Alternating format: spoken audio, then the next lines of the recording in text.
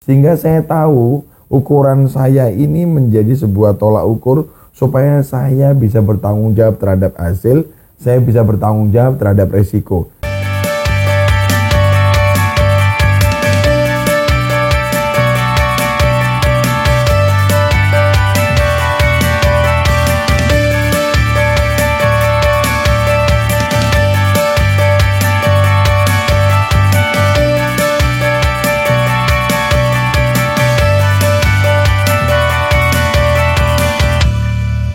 Oke, selamat pagi. Selamat pagi buat semuanya. Kita pagi ini akan membahas tentang 7 elemen sukses. Jadi ada 7 elemen sukses. Kenapa ini menjadi hal pertama setelah materi awal saya yang ingin saya bahas kepada Anda. Ini dalam kelas practitioner yang saya bawakan dan para trainer resmi The Society of NLP bawakan juga. Ini juga sebagai materi wajib. Dan untuk training-training motivasi, untuk training-training yang berkaitan dengan dunia sales, ini juga seringkali kita bawakan. Nah, kenapa hal ini perlu Anda mulai sekarang ketahui?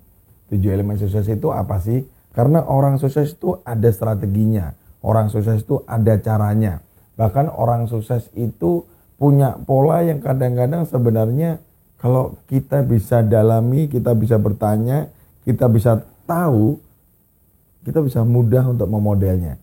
Ingat, kemarin saya membahas tentang apa itu NLP, yaitu NLP secara singkatnya kan memodel. Nah, sekarang kita akan ngomongin bagaimana cara memodel kesuksesan. Karena kembali lagi, orang sukses itu punya cara. Orang yang berhasil, orang yang bahagia, itu juga punya cara. Nah, dengan 7 elemen sukses ini, setelah saya bahas, mari kita sama-sama, nanti saya akan satu persatu kupas, tapi sekarang saya akan membahas 7-7-nya. Nanti habis itu saya akan bahas poin 1 secara detail dengan contoh-contohnya, elemen sukses yang kedua secara detail dan contoh-contohnya. Baik, nah yang pertama, apa sih elemen sukses manusia menurut NLP? Yang pertama adalah saya, ya ngomongin saya secara garis besar, yaitu bahwa saya mengendalikan pikiran saya yang mengendalikan perasaan saya yang mengendalikan kata-kata, tindakan, ucapan, dan apapun yang ingin saya capai. Sehingga saya tahu ukuran saya ini menjadi sebuah tolak ukur supaya saya bisa bertanggung jawab terhadap hasil, saya bisa bertanggung jawab terhadap resiko. Sehingga kesuksesan saya bisa saya kontrol berdasarkan apa yang saya inginkan. Ingat, Anda ingin melakukan sesuatu harus karena keinginan Anda. Makanya kenapa elemen sukses nomor 1 saya, karena kita tahu bahwa semua pusatnya ada dalam diri Anda sendiri. Anda yang akan tahu caranya bagaimana mengupgrade ilmu. Anda akan tahu bagaimana caranya untuk mempelajari dan memodel dan mengorbankan waktu Anda. Oke, saya ngomongin yang kedua. Nah, yang kedua ini adalah berbasis outcome. Kenapa kok NLP bilang elemen sukses yang kedua adalah berbasis outcome? Ingat, pada saat nanti setelah tahu Anda adalah saya nomor 1-nya, maka ngomongin nomor 2, karena setiap saya mau bergerak, saya mau maju, saya mau bertindak, Anda harus punya outcome, Anda harus punya target, Anda harus punya goal, Anda harus punya sesuatu yang ingin Anda kejar.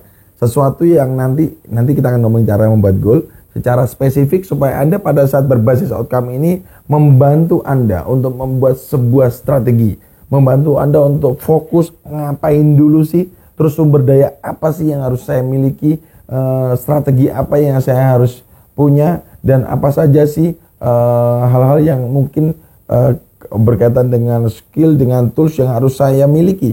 Sehingga goal yang ini sangat mudah akan saya capai. Kembali lagi, NLP selalu menyampaikan, dalam proses mencapai goal, proses mencapai target, bukan goal atau targetnya yang Anda kecilin kalau Anda mendapatkan hambatan atau kesulitan. Tapi bagaimana proses ini untuk mencapai goal ini Anda lakukan dengan proses yang menurut Anda, nanti kita akan ngomongin polanya, caranya. Anda tidak harus lurus, karena kalau dengan lurus kadang-kadang hambatannya cukup banyak. Makanya kenapa nomor 2 ini adalah outcome, karena setiap hasil akhir ini akan membantu Anda untuk mengejar, untuk punya waktu. Anda mau percepat, Anda mau santai-santai dulu, Anda mau bermalas-malasan, ini yang menentukan. Nah, target inilah harus ada. Kalau bisa jam, hari, bulan, tahun akan lebih baik. Intinya di sini adalah harus spesifik. Nanti kan ngomongin tentang Milton, Meta, kita akan ngomongin semua bagaimana proses pemikiran manusia sehingga kok kadang-kadang bikin target, kadang-kadang juga susah coach. Kenapa? Karena ininya juga nggak spesifik. Makanya nomor 2 berbasis outcome. Oke. Jadi sudah 2 ya. Nah sekarang ngomongin yang ketiga. Apa sih elemen sukses yang ketiga? Elemen sukses yang ketiga adalah peka. Nah kenapa ini saya mau dari tadi berpikir peka ini sangat menarik buat saya.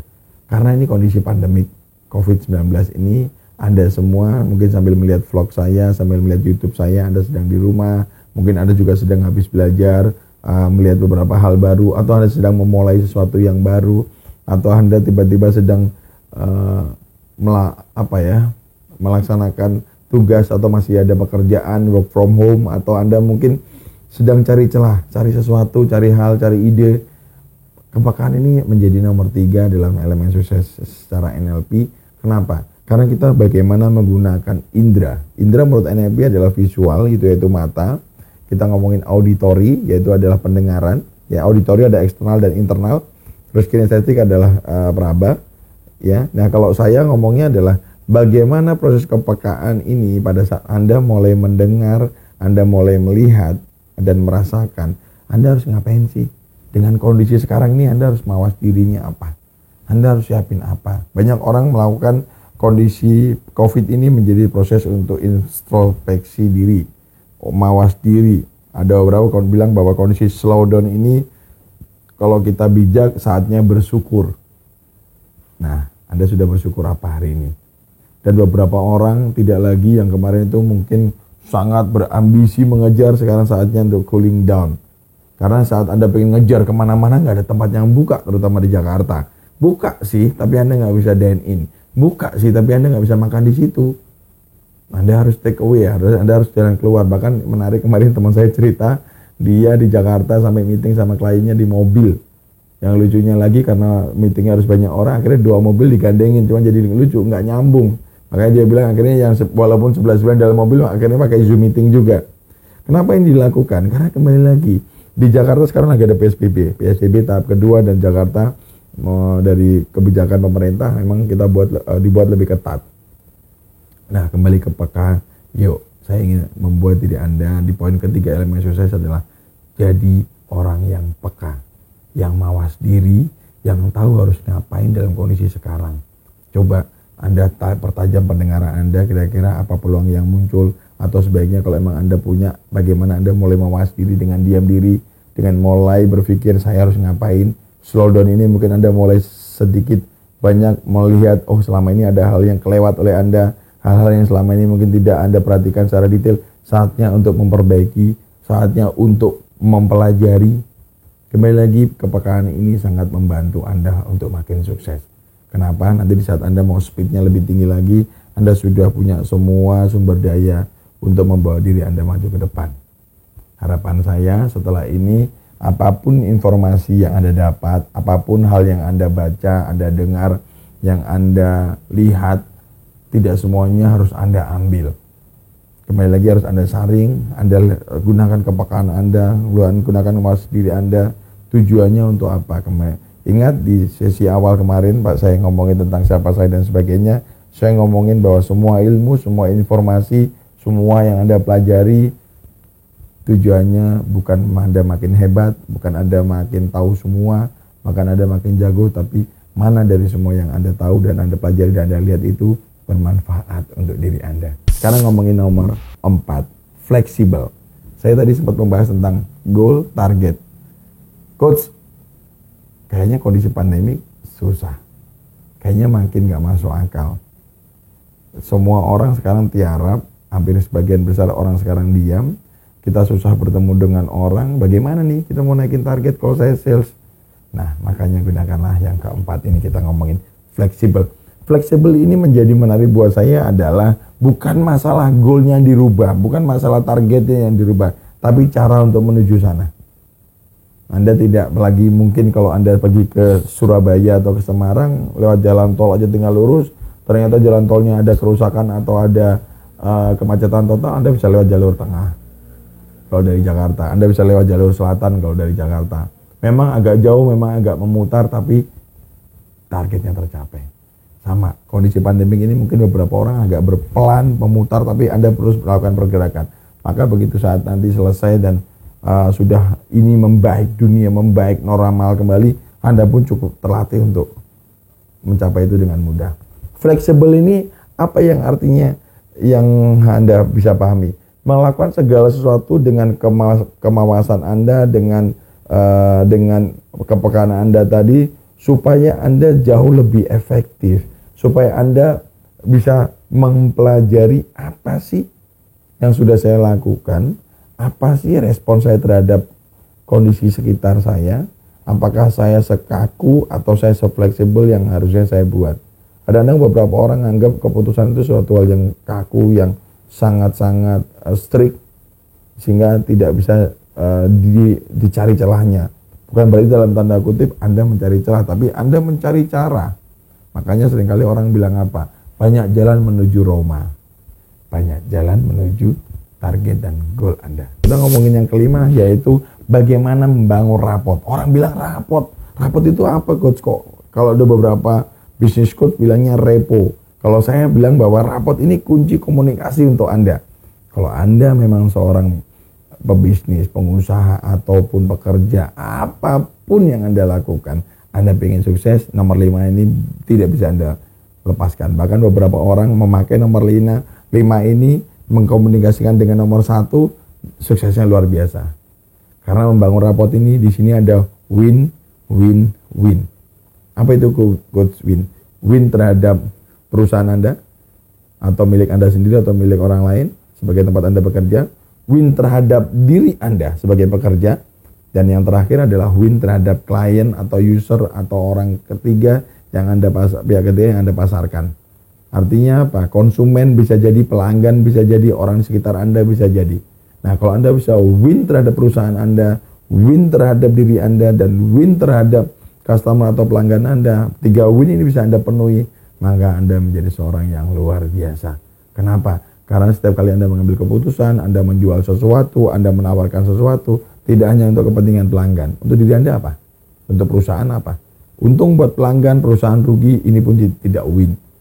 Perusahaan untung, pelanggan untung, Anda tidak untung pun ini juga tidak win. Yang terjadi akhirnya Anda yang menggerutu. Anda bilang apa? Udah deh, capek kerja di perusahaan ini. Sementara perusahaan rugi, Anda untung, pelanggan untung, perusahaan juga akan bilang, lah lu bisa jualan bagus, tapi perusahaan gak ada untungnya bos. Nah, artinya apa? Proses dari 5 ini ayo kita pelajari. Di dalam rapot atau repo ini yang menarik adalah bagaimana membangun kesamaan. Kata kunci rapot adalah sama. Sama dong. Nah, nanti kita bahas. Karena poin kelima ini bisa satu sesinya, mungkin saya akan janji kepada bisa lebih dari 15 menit. Karena sama dong. Ayo, siapa yang suka bilang sama? Lagi pendekatan dengan seseorang. Suka nasi goreng? Sama. Suka pedas? Sama. Suka kopi? Sama. Anda suka ke gunung? Sama. Nah, ayo. Yang suka mengaji sama-sama, setelah ini Anda akan mendapatkan, oh ternyata dari coach saya dong, itu tuh maksudnya rapot. Kita ngomongin poin ke-5. Nah, sekarang kita ngomongin ke-6. 6 ini tidak berarti Anda sudah mengaku coach, kayaknya 1, 2, 3, 4 cukup. 1, 2, 3, 4, 5 juga cukup. Bahkan saya di beberapa kelas training, saya cuma pakai 1, 2, 3. Atau 1, 2, 3, 4, 5. Nah, ini sangat membantu aplikasi presaposisi yang efektif. Nah, yang ke-6 ini aplikasi presaposisi yang efektif. Saya sempat di sesi awal saya memperkenalkan YouTube saya bicara hampir 1 jam lebih. Saya bicara tentang presaposition. Salah satunya adalah kalau Anda belajar, Anda punya ilmu, Anda punya tools dan sebagainya yang Anda miliki, bukan Anda jadi jago atau jadi hebat, tapi apa yang paling bermanfaat buat Anda. Itu presaposisi. Nah, aplikasi presaposisi efektif adalah satu kalimat, satu kepercayaan atau belief Anda yang membantu diri Anda yang membuat semakin efektif dan sukses. Artinya apa? Dalam proses excellent, dalam proses menjadi orang yang luar biasa, kadang-kadang proses konsistensi, proses sesuatu yang secara terus-menerus itu nggak gampang. Makanya dengan kenapa aplikasi presaposisi. Nanti saya akan bahas, begitu kita bahas sendiri satu sesi ini, Anda akan tahu, oh maksudnya presaposisi itu ini. Presaposisi ini adalah prinsip-prinsip atau hal-hal yang dipercayai oleh orang-orang sukses dan membantu mereka untuk jauh lebih sukses dan jauh lebih luar biasa. Kenapa? Karena dengan mempercayai hal tersebut membuat mereka jauh lebih konsisten. Contohnya, kalau saya sudah percaya bahwa mana yang lebih efektif, mana yang lebih manfaat buat saya tidak lagi adu ilmu sama orang. Kalau saya ketemu orang yang hebat, baca bukunya udah segunung, saya cuma senyum. Saya akan bilang, hebat Bapak, bukunya banyak yang dibaca. Tapi dalam hati saya nggak apa-apa, tapi saya lebih kaya, saya lebih bahagia. Daripada kita ketemu orang yang begitu hebat, tapi ya tetap aja dia kemana-mana dia masih merasa dirinya kurang. Nomor 6, aplikasi periksa posisi efektif. Nanti tunggu saya akan bahas secara detail sehingga Anda dapat, oke, setelah ini saya akan tahu harus ngapain. Nomor 7, kongruent. Jadi kalau Anda ingin sukses, apa yang Anda cita-citakan, goal yang emang Anda sudah buat, emang Anda ke situ arahnya. Bayangkan Anda pengen goalnya tahun ini adalah Anda mencapai, kalau jalan-jalan mungkin tidak tahu ya apakah masih ada yang punya goal jalan-jalan, dia punya uang 1 miliar. Secara kongruent Anda kerja kerasnya emang 1 miliar. Tapi ada orang bilang apa, pengen 1 miliar tapi kayaknya kerja kerasnya kayak pengen dapat uang 100 juta atau 10 juta. Kongruent? Kenapa? Bangunnya males, nunda, banyak waktu yang dibuang-buang. Kongruent? Anda seorang sales, Anda pengen dapatkan achievement untuk bisa jalan-jalan ke luar negeri, tapi Anda tidak melakukan apa yang dilakukan oleh orang-orang yang sudah sukses duluan. Berapa per hari orang yang sudah Anda hubungi, berapa banyak orang yang sudah Anda follow up. Kongruent ini menarik karena apa? Ini adalah sebuah sikap, sebuah tindakan profesional supaya Anda dalam proses mencapai sesuatu tadi, Anda tidak hanya ngomong, tapi pikiran Anda juga ke situ, skill Anda juga Anda tambahin ke situ, segala sumber daya yang tidak Anda miliki Anda tambahkan ke situ, sehingga orang bilang Anda, ini orang ngomongnya benar nih. Dan sadar apa tidak, kadang kita ketemu orang omongan dia, ya kadang-kadang kita langsung ngambil keputusan kayak ini orang ngomongnya ngaco deh. Sehingga Anda akan ketemu saya di the next level diri Anda dan the next success diri Anda. See you. Thank you.